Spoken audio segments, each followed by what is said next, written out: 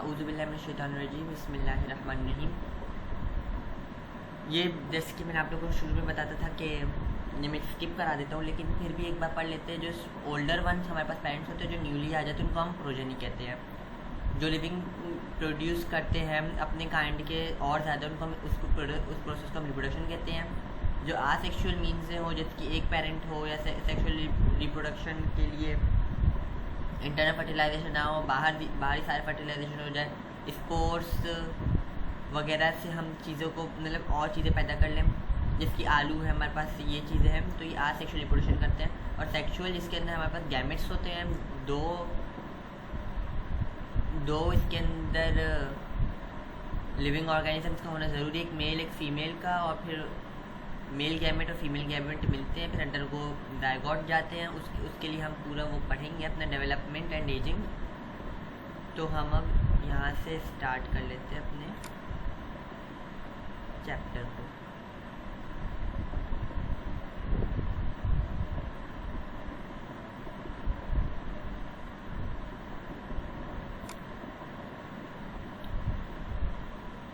Human reproductive system. The human reproductive system is a complex network of organs and tissues that work together to facilitate reproduction. Human beings are unisexual or dioecious or hermaphrodite. Unisexual, diaphragmate और heterophrodite का एक ही मतलब है कि एक उनमें से कोई एक मेल हो और एक दूसरे उनमें से कोई एक फीमेल होगा। जैसे कि दे आर आइदर मेल और female having testis and ovaries respectively in body. तो ये वापस से हमारे पास जनरल नॉलेज की बात आ जाती है, इतना वो नहीं है। अब आ जाता है हमारा जो मेन टॉपिक है, मेल रिप्रोडक्टिव सिस्टम। वैसे मेल रिप्रोडक्टिव सिस्टम से एमसीक्यूज बनते हैं, जैसे कि पहले स्पर्मेटिड बनता है, स्पोर बनता है, क्या बनता है, तो इस तरह से हमारे पास एक एमसीक्यू बनता है। लेकिन हमारे पास जो बिल्कुल डायग्राम बेस्ड जो एमसीक्यूज आते हैं ना, हमारे पास फीमेल रिप्रोडक्टिव के आते हैं, मेंस्ट्रुअल साइकिल के, दूसरी बार बता रहा हूँ। और हमारे पास जो LH FSH का एक ग्राफ वाला नहीं है, हमारे पास प्रोजेस्टिन वगैरह का, प्रोजेस्टेरॉन का और एस्ट्रोजन का एक ग्राफ है नीचे, अभी वो आ जाएगा तो हम उसको ही पढ़ेंगे। उसमें से ना वो ग्राफ बना देते हैं और फिर पूछते हैं, इस नंबरिंग कर लेते हैं कि इस ग्राफ के ऊपर ये जो नंबर है ये कौन सा हार्मोन इस दिन पे रिलीज़ हो रहा है। तो इस तरह का हमारा एमसीक्यू बनता है। मेल रिप्रोडक्टिव सिस्टम हमारे पास एक्सटर्नल जेनिटेलिया होता है, इंटरनल जेनिटेलिया होता है हमारे पास paired gonads, the testis where sperms are produced, the accessory structure that store the sperm, produce secretion that activate and nourish them. The penis and scrotum are the external genitalia. Gonads, testes. The testes produce both sperm and male sex hormones. अभी sperm तो बन रहा है, लेकिन testis का एक और काम ये है कि वो इनहिबिन भी बना रहा है, वो एंड्रोजन भी बना रहा है, वो टेस्टोस्टेरोन भी बना रहा है, डायहाइड्रोटेस्टोस्टेरोन भी बना रहा है। तो ये सारे सेक्स हार्मोन्स भी हमारे पास टेस्टिस बना रहा होता है। और दो they develop inside the abdomen but come to life before birth in scrotum, a pouch of skin located outside of the abdomen between the thighs. इसमें क्या होता है, जब बच्चा जो मेल फीटस होता है, जो अपनी वालिदा के पेट के अंदर जब वो डेवलप हो रहा होता है, तो उसका जो स्क्रोटम होता है ना, वो उसके एब्डोमिनल रीजन में होता है। लेकिन जैसे वो बर्थ होने वाला होता है 7th, 8th, 9th मंथ के अंदर HCG की प्रोडक्शन हाई पे चली जाती है, ह्यूमन कोरियोनिक गोनाडोट्रोपिन हार्मोन की। उसकी वजह से फिर ये pouch of skin outside of the abdomen between the thighs आ जाती है। Since the sperm are unable to develop at body temperature, तो स्क्रोटम इसलिए बाहर आ जाता है ताकि वो 34 degree Celsius, slightly lower than the body temperature 37 degree Celsius से फिर वो 34 डिग्री सेल्सियस पे आ जाए और स्पर्म की प्रोडक्शन स्टार्ट कर ले। 34 डिग्री सेल्सियस को एमसीक्यूज के लिए प्लीज रख ले अपने।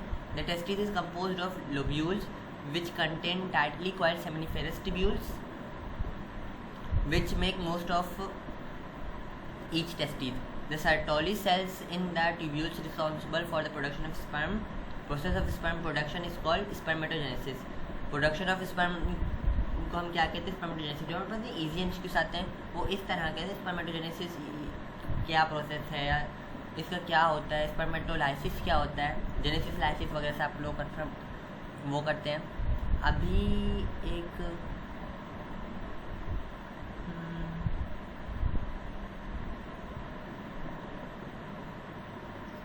वेट अ मिनट ना, मैं कुछ सोच रहा हूँ।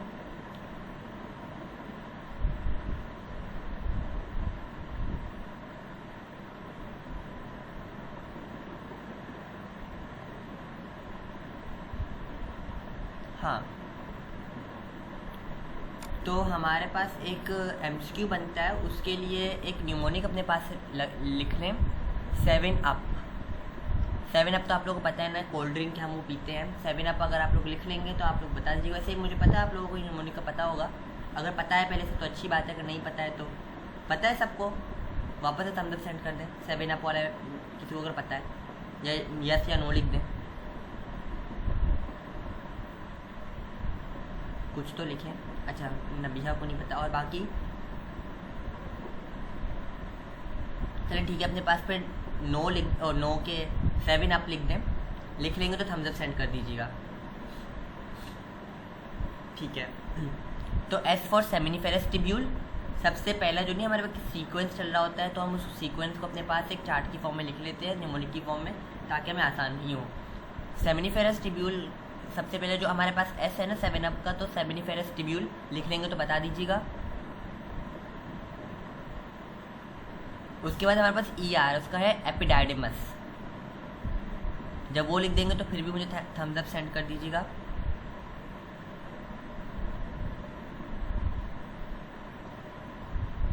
फिर वाजा डेफरिन तीसरे नंबर पे है, वाजा डेफरिन सबसे पहला है हमारे पास सेमिनिफेरस टिब्यूल, दूसरे नंबर पे है एपेंडाइडिमस, तीसरे नंबर पे है वाजा डेफरिन। 7 अप का सेफ पे हम चल रहे हैं, वी के ऊपर, SEV हो गया। तो ई पे हमारे पास आ जाते हैं इफरेंट डक्टस, इफरेंट ई वाला इफरेंट डक्टस, ये हो जाएगा, तब भी मुझे बता दें। और सेवी हो गया ना, एन से कुछ भी नहीं आता है, एन के साथ में नो लिख दें ताकि पता चल जाए कि एन से कुछ नहीं आता। उसके बाद you for urethra, P for penis, ख़त्म हो जाएगा। तो लिख लेंगे तो बता दीजिएगा। इस तरह से हमें 7 अप करके एक, अगर MCQ में आया कि इसका बताओ कि कैसे हमारे पास एक पाथ चल रहा है, तो आप लोग को इससे आसानी होगी, ठीक है। तो हम अब आगे बढ़ जाते हैं। ये तो हमारे पास हो गया, जैसे कि सेमिनिफेरस टिब्यूल है, सेमिनिफेरस टिब्यूल से एपेंडाइडिमस में आया स्पर्म, फिर उसके बाद से हमारे पास इफरेंट डक्टस में आया, नहीं, सेमिनिफेरस टिब्यूल से इफरेंट एपेंडाइडिमस, वहाँ से फिर वाजा डेफरेंस से फिर इफरेंट डक्टस, फिर हमारे पास ऊपर चला जाएगा यूरिथ्रा में, यूरिथ्रा से फिर पीनस, फिर आउटसाइड ऑफ द बॉडी। तो हमारे पास एक्सेसरी डक्ट्स होते हैं। ये क्या लिखा हुआ है, टेस्टिकुलर कैंसर इज, ये प्लीज कर लीजिएगा,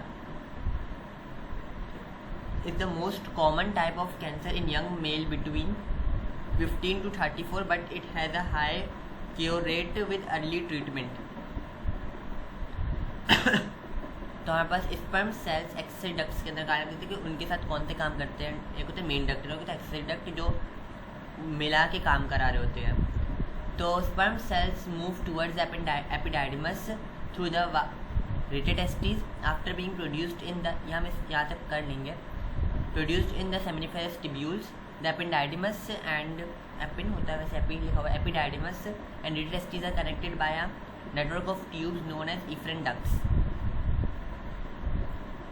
यहाँ पे कर लेंगे, खैर अभी कौन बैठ के इतना वर्डिंग वो करेगा। sperm cells are kept in the epididymis until they are ready for ejaculation and are fully developed। एक स्पर्म सेल को 2 महीने से 2.5 महीने लगते हैं। यहाँ पे अगर बुक में नहीं लिखा हुआ है तो मेरे ख्याल से पंजाब बोर्ड की बुक में है, अगर किसी को याद हो तो, या पंजाब की है या तो बलूचिस्तान, इन दोनों में से किसी एक में। अगर IMCQ तो आप लोग को पता हो कि 2 से 2.5 महीने लगते हैं एक स्पर्म के सेल को फुली डेवलप होने में। डक्टस डिफरेंस और वादा deferens is a thick walled tube that carries sperm from the epididymis. वहीं आगे यहाँ पर 7 का वो चल रहा है ना, is a thick walled tube that carries the sperm from the epididymis where the sperm are stored। मतलब बस एक बात याद रखनी, एपिडाइडिमस के अंदर स्पर्म स्टोर रहता है before ejaculation. Each ductus different has an ampulla which is an expanded part that serves as a reservoir। Ejectory duct, one of the 2 hollow tubes created by joining the excretory duct of the seminal vesicle and the ampulla of the ductus deferens। यहाँ पास testis आ गई, यहाँ पास एपेंडाइडिमस आ गया। Epididymis की तरफ से, फिर ये ऊपर जा रहे ऊपर जा रहे ऊपर जा रहे, फिर हमारे पास यहाँ पे आके यहाँ पे रुक गए। यहाँ पे रुक गए, कहाँ आके स्टोर होके रुक गए? एम्पुला में आके रुक गए। यहाँ पास यूरिटर है, यहाँ पास यूरिनरी ब्लैडर है। इन दोनों चीज़ों का ना एक कॉमन ओपनिंग, यूरिनो जेनिटल डक्ट ना, मतलब जेनिटल का भी डक्ट यहीं से खुलेगा और यूरिनरी का भी यहाँ से खुलेगा। अभी यूरिन पास हो रही है, तो इसीलिए यहाँ पे एम्पुला जो होता है वो इसको रोक के रखते हैं, बंद करके रखते हैं इस जगह को। जैसे ही अगर यूरिन की अर्ज नहीं है, इजैकुलेशन की अर्ज है, तो फिर एम्पुला खुल जाएगा और यहाँ से ये स्फिंक्टर, यूरिटर के स्फिंक्टर्स बंद हो जाएंगे, फिर एम्पुला से सीमन रिलीज हो जाएगा। The duct serves to combine sperm deposited in the ampulla with the fluid generated by the seminal vesicle and transfer these substances to the prostate. ये जो हमारे पास एम्पुला के पास ये जो जगह बनी हुई ना, ये वाली जगह, ये हमारे पास ना इधर से नीचे आ गया, ये जो ये पाइप जा रही है ना, यहाँ पास इजैकुलेटरी डक्ट है। इस इजैकुलेटरी डक्ट और दूसरा यूरिनरी जो हमारे पास ट्रैक्ट का ये जो यूरिथ्रा है ना, इन दोनों का एक ही पाथ है। तो इस पाथ के अराउंड का जो जगह है ना, ये हमारे पास प्रोस्टेट होता है। और ओल्ड एज के जो आदमी होते हैं उनको प्रोस्टेट ग्लैंड कैंसर भी होता है कि वो फिर ये जगह ना फूल जाती है, बड़ी जाती है, इसी वजह से वो यूरिन नहीं पास कर पाते हैं। ठीक है, they enter into the urethra about half way through the prostate gland. The urethra also called urinogenital duct is a common tube for the urinary and reproductive discharge. Penis, the male external genitalia and copulatory organ consist of glands or head or tip of penis.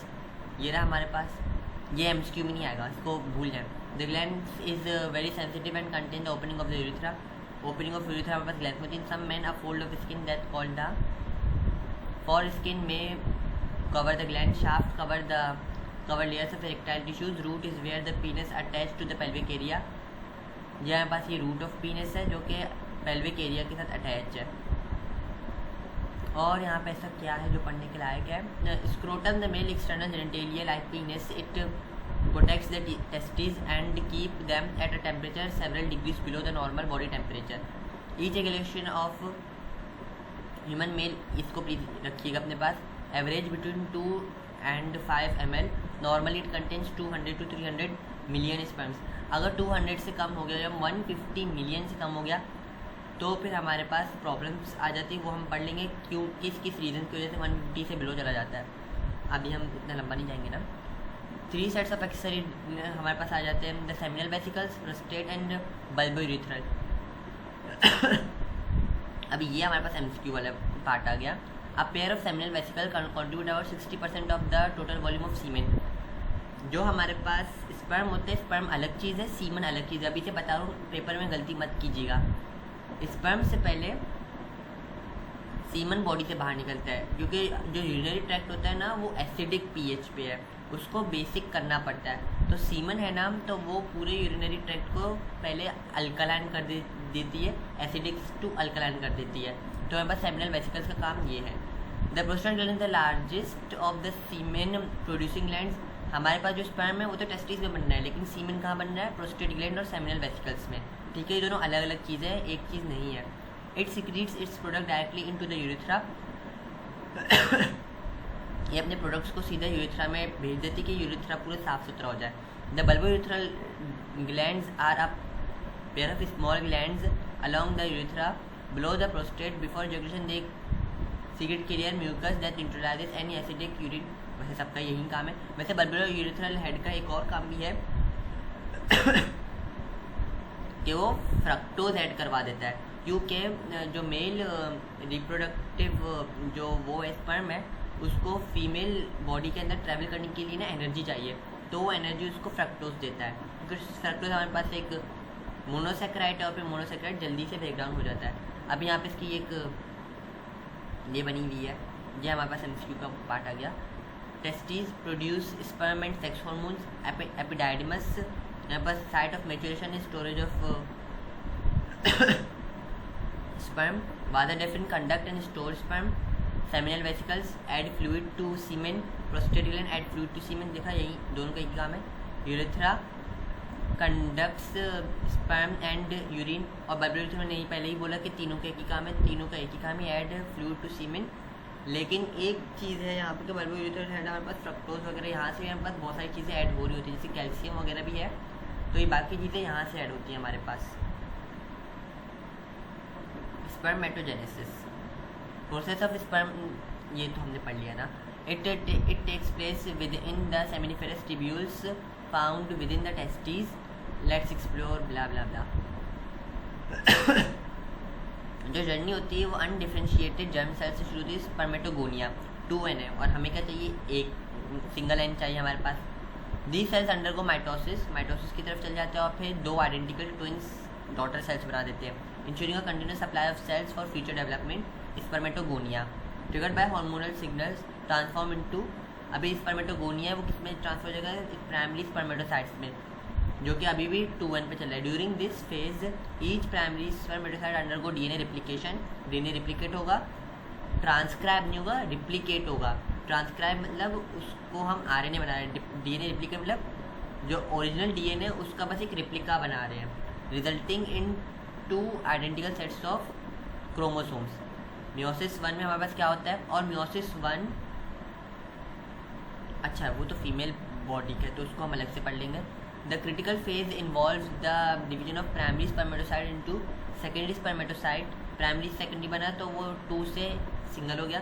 Meiosis 1 reduce the chromosome number by half, ensuring genetic diversity in the resulting sperm cells. Meiosis 2 secondary spermatocytes undergo further division in meiosis 2, yielding 4 haploid cells called spermatids. Each spermatid contains half the number of chromosomes as the original primary spermatocyte. ठीक है, पहले हमारे पास एक spermatogonia था, 2n पे था, फिर हमारे पास प्राइमरी स्पर्मेटोसाइट बने जो कि तब भी 2n पे थे, फिर जब सेकेंडरी बने तो वो सिंगल पे हो गए, फिर वो सेकेंडरी हमारे पास फिर हैप्लॉइड पे चले गए तो हमारे पास स्पर्मेटिड्स बन गए मियोसिस 2 के अंदर। स्पर्मेटिड्स फिर ड्रामेटिक ट्रांसफॉर्मेशन में जाते हैं स्पर्मियोजेनेसिस में, फिर वो मेच्योर हो जाते हैं, क्योंकि जब जो ये वाला हिस्सा है ना, ये अभी हमारे पास मेच्योर नहीं स्पर्मेटिड्स है। अभी ये जो पूरा हिस्सा बन चुके ना, ये वाली जगह ये हमारे पास स्पर्म्स है, लेकिन ये जो भी है ना, इनके अभी टेल नहीं बने, या तो इनका अभी क्या है, मिडल पीस नहीं बना, हेड नहीं बनाया, एक्रोमियर कुछ ना कुछ अभी बन रहा है, तो इसलिए हमारे पास स्पर्मेटिड स्पर्म सेल्स नहीं है। स्पर्मियोजेनेसिस की मदद से भी स्पर्म सेल्स बन जाते हैं। This indicates process involves the reshaping of the nucleus, the formation of acrosome containing enzyme crucial for fertilization, क्योंकि ये एक्रोमियर वाला पार्ट ही होता है जो कि एग के ऊपर का जो पार्ट होता है ना, उसको जाके डीहाइड्रोलाइज करा देता है एंजाइम की वजह से, तो एंजाइम जाके रिएक्शन करवा देता है फास्ट, और जो न्यूक्लियस होता है एक्रोसोम के अंदर उसको, जो एक सिंगल न्यूक्लियस होता है उसको जाके ओवा में इम्प्लांट करवा देता है, फिर वो डिप्लॉइड बन जाता है। And the development of the flagellum which enables the, ये तो मैंने बता दिया था। Finally the full developed sperm cells called spermatozoa are released into the lumen of the seminiferous tubules. From there they continue their journey through the epididymis, where they acquire the ability to swim and gain the necessary maturity for fertilization. Hormonal regulation मैंने पहले ही बताया था कि हमें लगता है कि mails के अंदर फीमेल और हार्मोन्स नहीं होते और फीमेल्स के अंदर मेल हार्मोन्स नहीं होते, लेकिन सबके अंदर कुछ ना कुछ कहीं ना कहीं पड़ा हुआ होता है। FSH और LH हमारे पास यहाँ पे मेल के अंदर फिर टेस्टोस्टेरोन वगैरह बनाएंगे, लेकिन यही FSH और LH वुमेन की बॉडी के अंदर प्रोजेस्टेरोन और एस्ट्रोजन बनाएंगे और इनहिबिन गोनाडोट्रोपिन रिलीजिंग हार्मोन। चलिए अब हम इनको एक्सप्लोर करते हैं, ऐसे कैसे एक्सप्लोर करेंगे समझ ही नहीं आ रहा। मुझे सर्दियों में प्यास ज़्यादा लगती है बनिस्बत गर्मियों में। टेस्टोस्टेरोन हमारे पास प्राइमरी सेक्स मेल हार्मोन है, प्रोड्यूस होता है टेस्टिस से, हमने वहाँ पे पढ़ लिया था, क्या था वो चैप्टर का नाम, केमिकल कोऑर्डिनेशन में। It plays a crucial role in the development and maintenance of the male reproductive tissues, जिसकी दाढ़ी मूंछ का आना, मोटे बालों का आना, आवाज़ का भारी होना, ये सारे काम हमारे पास टेस्टोस्टेरोन करवा रहा होता है, including the testis, prostate gland and seminal vesicles. It is responsible for the secondary male sexual characteristics such as facial, body hair, deepening of the voice, muscle mass development, production of sperm. FSH का काम है produce by pituitary gland, हमने पढ़ लिया था, और acts on the testis and posterior pituitary. Flat में गपशप प्लीज़ याद रखिएगा, इतनी मुश्किल से मैंने बनाए हैं। In males it promotes the development and maturation of sperm cells with in the seminiferous tubules of the testis. ये हमारे पास क्या करवाता है, डेवलपमेंट और मैच्योरेशन ऑफ स्पर्म सेल्स करवाता है सेमिनिफेरस ट्यूब्यूल्स के अंदर। कौन? FSH hormone. It also stimulate the production of proteins necessary for sperm production. फिर स्पर्म के अंदर हमारे पास जिंक आ गया, कैल्शियम आ गया, प्रोटीन आ गया, फ्रक्टोज आ गया, pH भी आ गया। ये सारी चीज़ें कि स्पर्म के अंदर होती हैं, ताकि और कैल्शियम भी बहुत इंपॉर्टेंट रोल अदा करता है ताकि वो फीमेल बॉडी के अंदर सर्वाइव कर सके। इनहिबिन मतलब फीमेल बॉडी से मुराद आप लोग वो मत लीजिएगा, मतलब फर्टिलाइजेशन के प्रोसेस के लिए उसको आसानी होती है। Inhibin a peptide hormone release from the Sertoli cells of testis, जो इनहिबिट कराता है FSH की प्रोडक्शन को। मैंने पहले ही बताया था कि नेगेटिव फीडबैक का मैकेनिज्म चलता है। अगर ज़्यादा टेस्टोस्टेरोन बने फिर टेस्टोस्टेरोन खुद जाके पिट्यूटरी ग्लैंड को बताएगा हाइपोथैलेमस में कि अब बहुत टेस्टोस्टेरोन बन चुका है, अब रोक दो, तो फिर वो इनहिबिन भेजता है, फिर टेस्टोस्टेरोन की प्रोडक्शन रुक जाती है। यहाँ पे ये बना हुआ भी है। Luteinising hormone, L for luteinising hormone, L for Leydig cells, please याद रखिएगा, ये दोनों इंटरनेटेड है। Is also produced for by the pituitary gland and act on the testis in males. It stimulate the production of the testosterone by the Leydig cells in the testis. It triggers the release of testosterone into the blood stream। तो ये जब blood stream testosterone जाएगा तभी तो नाक के नीचे वाले एरिया मैक्सिला मैंडिबल पे जाएगा ताकि यहाँ पे दाढ़ी मूंछ बन सके, फिर और भी बहुत सारी चीज़ें। Gonadotropin releasing hormone is produced by the hypothalamus of the brain. Stimulate कराता है रिलीज ऑफ FSH एंड और LH की फ्रॉम पिट्यूटरी ग्लैंड की। पिट्यूटरी ग्लैंड से मैंने पहले बताया था, GnRH का मैंने आप लोगों को पहले ही बता दिया था। ये इसका काम होता है कि ये FSH और LH को पिट्यूटरी से रिलीज़ करवाए। हर किसी का प्रीकर्सर मौजूद होता है जिसकी मेरा और आपका प्रीकर्सर टाइम है, 7 बज गया बैठना है, और घड़ी का प्रीकर्सर एक बैटरी है।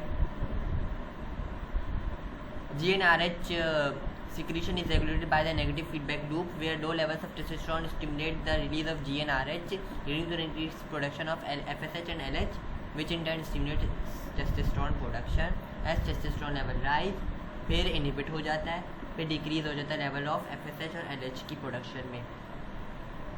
अब हमारे पास very very very very important topic आ गया, फीमेल रिप्रोडक्टिव सिस्टम। आप लोग जब यूनिवर्सिटीज़ में भी जाएंगे, डा हो, जिना हो, SIUT हो, कोई भी हो, तो उनके अंदर उनका फेवरेट एक सवाल फीमेल रिप्रोडक्टिव सिस्टम से आ जाता है। या तो ऐसे ही पूछ लेते हैं इसके बारे में, या तो ओवरियन साइकिल का पूछ लेते हैं, तो मेंस्ट्रुअल साइकिल का पूछ लेते हैं, या तो oogenesis का पूछ लेते हैं। उनको कुछ ज़्यादा ही मोहब्बत है, मैं क्या बताऊँ। मेरा भी यही आया था, मेरा अभी जो मिड टर्म हुई थी उसके अंदर oogenesis का क्वेश्चन आया था, मतलब ओव्यूलेशन कैसे होती है वो पूरा 28 डे साइकिल का मेरे पास एक क्वेश्चन आया था मैंने वही अटेम्प्ट किया था। ऑफ कोर्स आसान है, मुश्किल थोड़ी है। Gonads ovaries, the female ovaries lie in the abdominal cavity flanking, मतलब लटके हुए हैं लेकिन अटैच है किससे, mesentery to the uterus. Mesentery एक पतली सी ना एक छल्ली है, तो वो एब्डोमिनल कैविटी से वो चिपकी हुई होती है, और मिसेंट्री के साथ जो जो ऑर्गन चिपका हुआ तो मतलब वो अपने आप एब्डोमिनल कैविटी के साथ या पीछे हमारी जो पूरी वो है ना वर्टिब्रल कॉलम उसके साथ जुड़ी हुई है। Each ovary is enclosed in a tough protective capsule and contain many follicles. A follicle consist of one egg cell surrounded by one or more layers of follicle cells which nourish and protect developing egg cell. सही है, पता है आप लोगों को। फिर भी each female ovary potentially contains 200,000 follicles formed before birth। सही है, formed before birth हमारे पास ये इतने सारे हो जाते हैं, लेकिन of these only several hundred will release egg cells during the female reproductive years starting at puberty and continuing until menopause। वैसे प्यूबर्टी के ऊपर एक डैश लगा के लिख दे मेनार्च, क्योंकि फिर प्यूबर्टी / मेनार्च करके कन्फ्यूजन करते, लेकिन आप लोगों को तो नहीं होगी, आप लोगों को तो पता होगा, लेकिन मेरे स्टूडेंट्स तो है ही नहीं। Usually one follicle matures and releases its egg cell during each menstrual cycle. The cells of the follicle produce female sex hormone called estrogen. और ये एस्ट्रोजन ऐसे नहीं बन रहा, LH सर्ज दे रहा है इसीलिए एस्ट्रोजन बन रहा है, अपने आप कुछ नहीं बनता है। यहाँ पे ऐसे लिख दिया है, the cells of the follicle produce female sex hormone. Follicle कैसे बना रहे हैं, उसके बाद कोई हार्मोन आके उसको बता रहे हैं ना, ये तो एक ऑर्गन है, इसको कैसे पता कि मुझे एक और हार्मोन बनाना है। तो एक और हार्मोन LH नाम का आता है एस्ट्रोजन बनवाने के लिए। तो एस्ट्रोजन के बराबर में लिख दें precursor is LH, luteinizing hormone. Oviducts, fallopian tube और uterine tube. The female duct system begins with the oviduct. ये कहाँ गया, यहाँ पे बना हुआ क्यों नहीं है, फिर ऐसे बना हुआ है, वो ये बना हुआ है, इतना छोटा सा है। एक बार वर्डिंग पढ़ लेते फिर इसको यहाँ से समझ लेंगे। तो गुस्सा आता है क्यों एक प्रॉपर डायग्राम नहीं है। The open end of the oviduct is fingered with ciliated fingers called fimbria. ये fimbria इसलिए होते हैं ताकि ये जो सीलिया जो फिंगर लाइक प्रोजेक्शंस है ना, ये जब ओवर रिलीज हो जाता है ना ओवरी से, तो फेलोपियन ट्यूब के अंदर वो मूव कर सके, तो ये सीलिया ना उसको ना धक्का देके आगे की तरफ भेजते हैं, तो इसलिए फिम्ब्रियाज होते हैं। That nearly surround the ovary, it has cilia on the inner epithelial linings, they are where fertilization typically takes place. Fallopian tubes के अंदर फर्टिलाइजेशन होती है, यहाँ पर उन्होंने ये भी मेंशन नहीं किया हुआ माशाल्लाह। अच्छा, ये आपके ऊपर लिखा हुआ ओविडक्ट्स, फेलोपियन ट्यूब और uterine tube, sorry my fault, मैंने नहीं पढ़ा। Typically takes place and where the ovulated oocyte is received. The oviducts which carry eggs from the ovary to the uterus are each 10 centimetre long. सही है, the ovary और uterus के बीच में जो fallopian tube है वो 10 सेंटीमीटर ईच लॉन्ग है।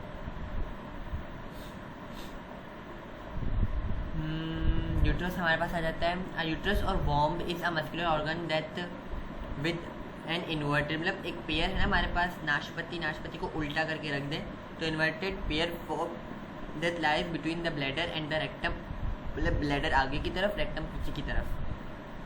ये आगे की तरफ ब्लैडर है, ये यूट्रस है ये वाली जगह, और ये हमारे पास रेक्टम है। तो इन दोनों के बीच में हमारे पास यूट्रस होता है।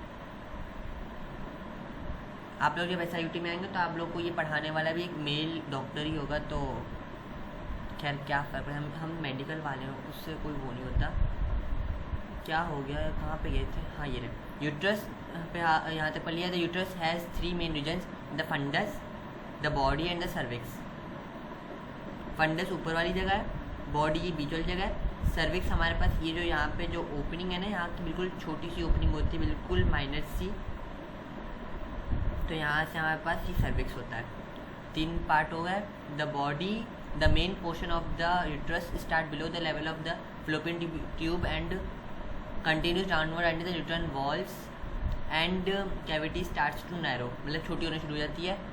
The lowest section the cervix extends downward from the isthmus until it opens into the vagina. The uterine wall is composed of 3 walls which are endometrium, myometrium and perimetrium.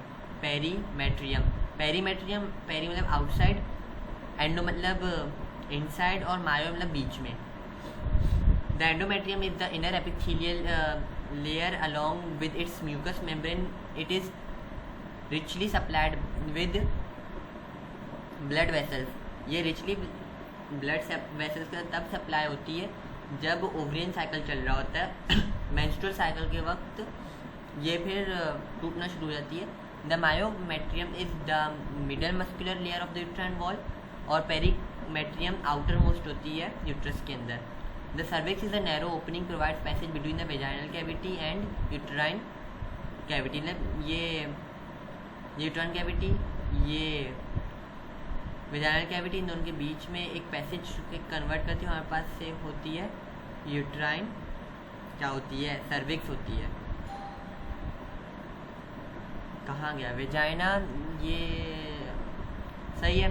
ये हमारे पास मस्कुलर ट्यूब होती है, यहाँ पे sperms receive होते हैं और foetus यहाँ से बाहर निकलता है। गार्डन के बुक में एक्सपल्जन मतलब फीटस को बाहर फेंकने का काम यहाँ पे होता है। तो हमारे पास ओवरीज हैं, produce egg and sex hormones. Oviducts हमारे पास फेलोपियन ट्यूब्स कंडक्ट करते हैं एग को लोकेशन ऑफ फर्टिलाइजेशन। वॉर्म है housing level of developing houses developing embryo and fetus. Vagina receives sperm and serve as birth canal. Ovaries produce egg and sex hormones. Oviduct conduct egg location in of fertilization. अभी अगर आप लोगों ने AMCAT का paper भी कल का देखा हुआ हो तो उसके अंदर भी फीमेल रिप्रोडक्टिव सिस्टम से क्वेश्चंस आए हैं।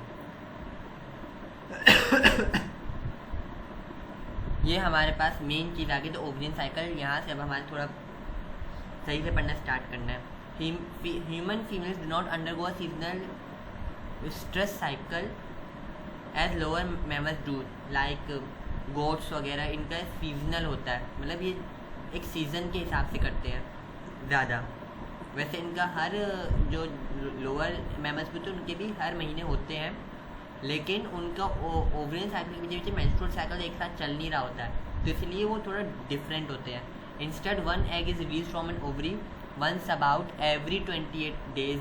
अगर कभी आ जाए कि वेरी कर सकता है, या तो कभी एमसीक्यू में एग्जैक्ट 28 डेज या 26 to 28 डेज ऐसे करके थोड़ा कंफ्यूज करते हैं। तो एग्जैक्ट 28 डेज़ का होता है, ना 27 का होता है ना 26 का होता है, एग्जैक्ट 28 डेज़ का होता है। अगर बोले कि मेनोपॉज की तरफ जा रहा है और 28 डेज से अगर हिल सकता है तब हाँ हिल सकता है, वरना नहीं। This is often called ovarian cycle. ये हमारे पास आ गया प्राइमरी फॉलिकल्स यहाँ पर छोटे छोटे, ये सेकेंडरी फॉलिकल बन गया, ये वेजिकुलर ग्राफियन फॉलिकल बन गया।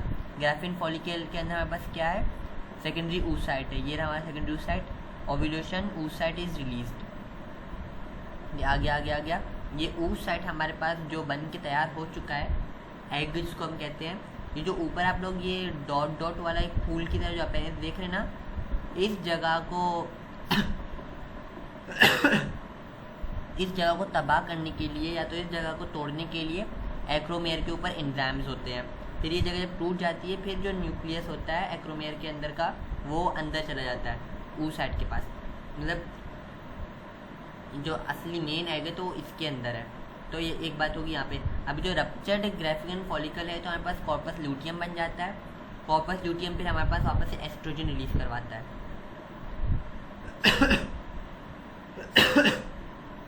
Ovarian cycle includes changes in ovarian follicles to secondary follicle, finally to a vesicular or Graafian follicle. It undergoes regulation of follicle stimulating hormone and luteinizing hormone, which are secreted by the anterior pituitary gland. The primary follicle हमारे पास primary oocyte के ऊपर होता है, that is enabled by epithelial cells. On the other hand, the secondary follicle is characterized by the presence of follicular fluid pools that surround the oocyte. The vesicular follicle is characterized by the presence of a cavity that is filled with fluid, which gradually increases in size until the follicle wall protrudes outwardly on the surface of the ovary. मेरे पास इसको यहाँ पे दिखाया हुआ है, polar body वगैरह सब कुछ यहाँ पे दिखाया हुआ है। ओगोनियम था, अब माइटोसिस हुआ। सॉरी स्टूडेंट्स, प्राइमरी oocyte बना। वैसे हमारे पास एक वो भी होता है कि हमारे पास 3 पोलर बॉडीज बन जाते हैं और एक हमारे पास प्राइमरी, या तो ये क्या लिखा हुआ है यहाँ पे, प्राइमोर्डियल फॉलिकल बनता है। तो ये हमारे पास ये माइटोसिस इन, अच्छा अब माइटोसिस होगा, मियोसिस इन प्रोग्रेस है। Meiosis primary oocyte in prophase 1, childhood no development of follicles. फिर यहाँ बाहर आया, मतलब जो चाइल्डहुड होता है उस वक्त हमारे पास फॉलिकल्स नहीं बनते हैं। ये चाइल्डहुड इस चीज़ का नहीं चले, सेल्स का। Puberty to menopause each month, मतलब इसके अंदर यहाँ तक आके ये प्रोसेस स्टॉप हो जाएगा। चाइल्डहुड के अंदर फॉलिकल नहीं बनते। जो हमारे पास जो मेनार्च होता है ना, शुरू के 3-4 पीरियड उसके अंदर एग बनता ही नहीं है, वो सिर्फ पीरियड्स होते हैं। तो उसके बाद जो प्यूबर्टी जब हिट हो जाती है सही वाली, मतलब छठे से लेकर मेनार्च तक, फिर उसके लिए फॉलिकल्स बनना स्टार्ट हो जाते हैं। फिर हमारे पास ये प्राइमरी oocyte इन प्रोफेज 1 आ गया, फिर primary oocyte still in prophase 1, फिर इसके अंदर से हमारे पास प्राइमरी फॉलिकल और सेकेंडरी फॉलिकल बन गया है। और फिर आगे कंटिन्यू हुआ प्राइमरी oocyte, ये हमारे पास अभी तक ये चल रहा है, इसको अभी छोड़े, पहले इसको कर लेते फिर इसकी तरफ आएंगे, ठीक है। तो हमारे पास प्राइमरी oocyte इन प्रोफेज 1, फिर आ गया हमारे पास primary oocyte still in prophase 1, फिर primary oocyte meiosis 1 completed by 1 primary oocyte each month. तो ये हमारे पास 2 फिर बॉडीज बना लेता है, फर्स्ट पोलर बॉडी, फिर meiosis 2 के अंदर फिर और 2 पोलर बॉडीज बन जाते हैं। फिर हमारे पास सेकेंडरी oocyte इन meiosis मेटाफेज 2 होता है। ये स्पर्म सेल कहाँ से आ गया, स्पर्म सेल को भी छोड़े, यहाँ पास meiosis 2 कंप्लीट हुई, फर्टिलाइजेशन अकर्स। वैसे एक बात मैं आप लोगों को बता देता हूँ, आप MCQ के लिए भी रख लें कि जो फीमेल बॉडी है ना, अच्छा अगर एक फीमेल बॉडी है, ये अगर नहीं फीमेल बॉडी है ही है, ऐसे मैं आपका जवाब दे देता हूँ। एक वो समझ लीजिए, meiosis 1 पे आके फीमेल बॉडी का काम ख़त्म हो जाता है। जैसे हमारे जब स्पर्म बन रहा था तो हमारे पास meiosis 2 चल रहा था ना उस वक्त, लेकिन जो हमारा फीमेल बॉडी है ना, हमारा नहीं मतलब जो फीमेल बॉडी होता है उसके अंदर meiosis 2 नहीं होती है। क्यों नहीं होती, आप लोग को इसका रीज़न पता है?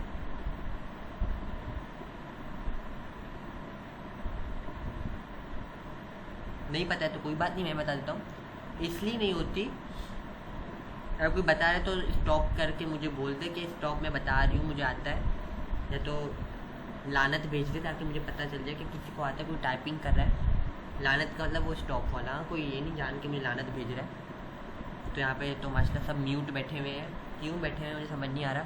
तो meiosis 1 पे आके सारा काम रुक जाता है, और फिर जो ओवा होता है ना, वो फिलोपियन ट्यूब में आके बैठ जाता है। फिर वो आहिस्ता आहिस्ता मूव करते यूट्रस तक आ जाता है। फिर वो देखता है स्पर्म सेल आ रहा है या नहीं आ रहा। अगर स्पर्म सेल आ गया, इनकी फर्टिलाइजेशन हुई, फिर meiosis 2 होगा। अगर स्पर्म सेल नहीं आएगा तो meiosis 2 कभी भी नहीं होगा, meiosis 1 तक ही रहेगा। अगर MCQ में आता है कि फीमेल की बॉडी में जो ओवा होता है वो फर्टिलाइजेशन में कब जाता है, डायरेक्टली चल जाता है, स्पर्म सेल आता है, फर्टिलाइजेशन से पहले होता है, फर्टिलाइजेशन के बाद होता है। इसके MCQ में बना दूंगा ताकि आप लोगों को एक आइडिया हो जाए कि इसका MCQ बनता कैसे है। तो मतलब जब तक स्पर्म सेल नहीं आएगा फीमेल की बॉडी के अंदर, जो ओवा है वो सेकेंडरी या तो meiosis 2 के अंदर नहीं जाएगा, वो meiosis 1 पे जाके रुक जाता है। अभी हम इसको सही से डायग्राम की उससे कर लेते हैं। अभी यहाँ पे देखिए स्पर्म सेल आया, meiosis 2 कंप्लीटेड, ए फर्टिलाइजेशन अकर्स। फिर हमारे पास एक सेकंड पोलर बॉडी बन जाती है, ऑल पोलर बॉडीज हमारे पास डीजेनरेट हो जाती हैं, और जो स्पर्म सेल वाला जो हमारे पास आ गया, meiosis 2 कंप्लीट हो गई है, फिर हमारे पास ओवम के अंदर आ गया, फिर हमारे पास जायगोट फॉर्मेशन होती है। फिर यहाँ पे आ जाते हैं हमारे पास primary oocyte still in prophase, primary follicle, secondary follicle, mature graafian follicle, graafian, mature graafian follicle. फिर यहाँ से ओव्यूलेशन होती है, एग बाहर निकल जाता है। इन्होंने अलग अलग करके दिखाया ना, यही तो कन्फ्यूजन हो रही है आप लोगों को, और मुझे भी हो रही थी। तो ये एक ही जगह इनको रखना चाहिए था कि जो प्राइमरी oocyte है उसके ऊपर कुछ नहीं हो रहा, प्राइमरी oocyte के ऊपर एक फॉलिकल बन रहा है, सही है। फिर सेकेंडरी फॉलिकल के ऊपर, सेकेंडरी oocyte के ऊपर भी एक फॉलिकल बन रहा है, प्राइमरी oocyte के ऊपर प्राइमरी फॉलिकल बन रहा है, सेकेंडरी oocyte के ऊपर सेकेंडरी फॉलिकल बन रहा है। फिर सेकेंडरी oocyte जब मैच्योर हो रहा होगा, पोलर बॉडीज़ में और ओवर में कन्वर्ट करा होगा, तो उसी तरह से हमारे पास जो सेकेंडरी फॉलिकल है वो फिर ग्राफियन फॉलिकल बन के तैयार हो जाती है।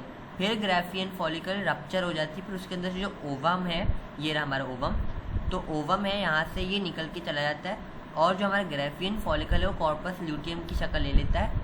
पहले कॉर्पस हेमरेजिकम होता है, ब्लीडिंग बॉडी, फिर कॉर्पस ल्यूटियम बन जाता है, येलो बॉडी। फिर येलो बॉडी से हमारे पास ल्यूटिनाइजिंग हार्मोन या तो एस्ट्रोजन की प्रोडक्शन वापस से हाई होना शुरू हो जाती है।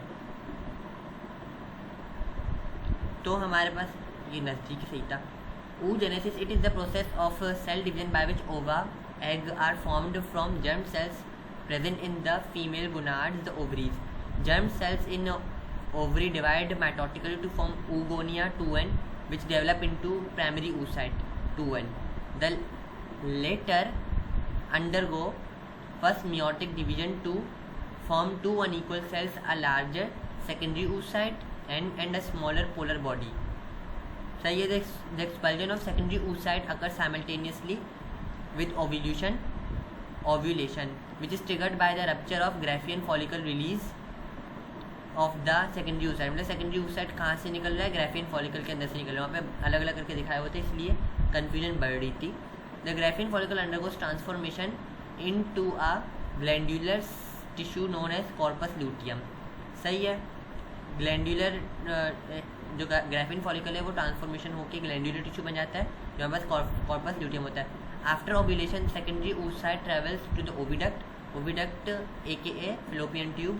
If fertilization occur, a sperm penetrates the secondary oocyte and triggers the completion of meiosis. Meiosis तब complete होती है, resulting in the formation of mature egg and a second polar body. The egg has 23 chromosome. When the sperm and new egg वो हो जाता है, फिर zygote 2 बन जाता है, फिर 46 क्रोमोसोम हमारे पास पूरे हो जाते हैं. लेकिन however fertilization and pregnancy do not occur, the corpus luteum begins to degenerate.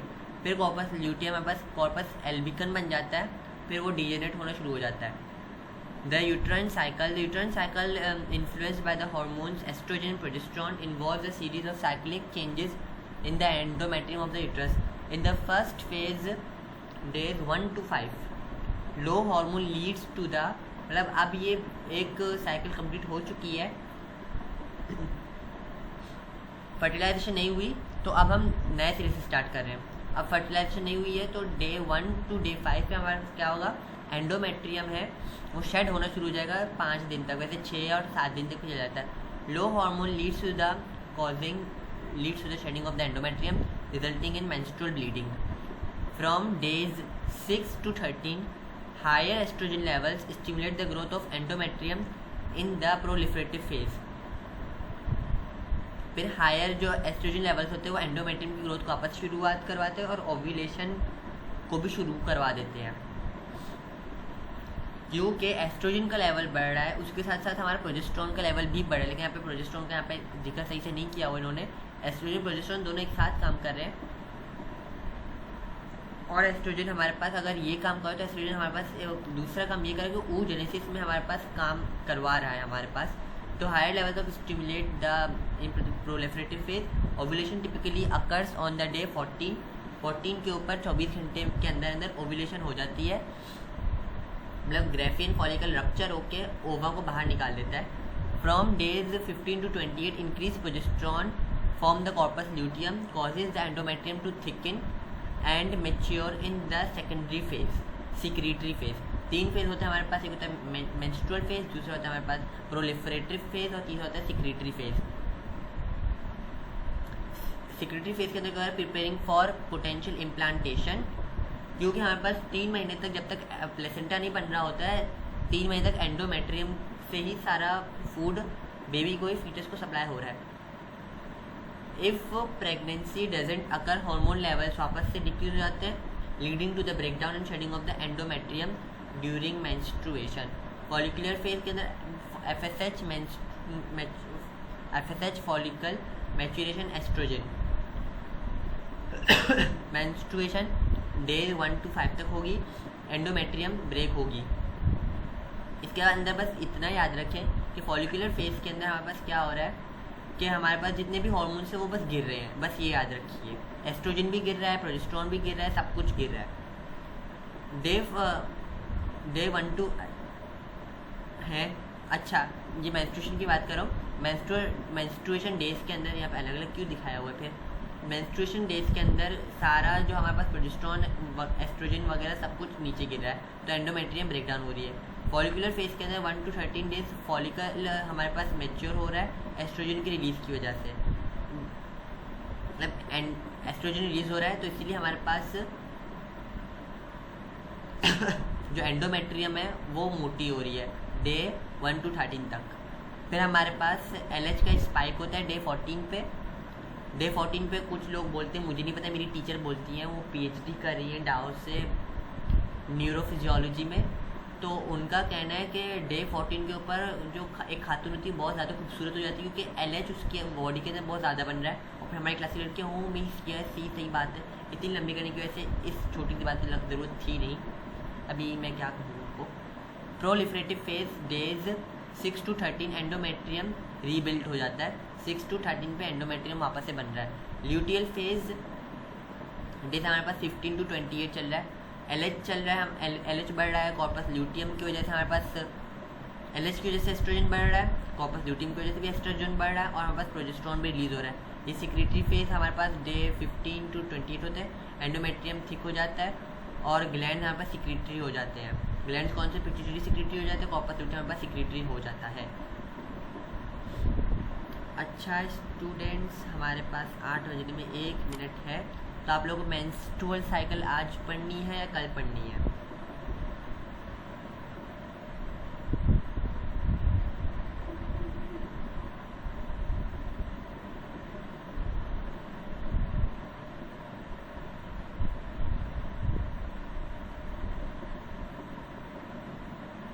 सात लोगों ने बता दिया, बाकी लोग कहाँ हैं? वैसे कल ही लिखा है तो मेजॉरिटी विंस। अच्छा 8 हो गए, थैंक यू। वैसे मेंस्ट्रुअल आसान लग रहा है, इतना मुश्किल तो नहीं है, अगर ख़त्म कर लेते तो आसान था। ये रहे इस चार्ट से अगर हम कर लेते तो हमें बहुत इजी हो जाएगा। फर्टिलाइजेशन प्रेगनेंसी यार ये तो बहुत ज़्यादा है तो बहुत ज़्यादा। तो चलें ठीक है, कल ही कर लेते हैं। कहाँ गया यहाँ पे हम छोड़ रहे हैं। किसी को अगर मीटिंग लेफ्ट कर दे, किसी को क्वेश्चन है तो काइंडली क्वेश्चन कर ले।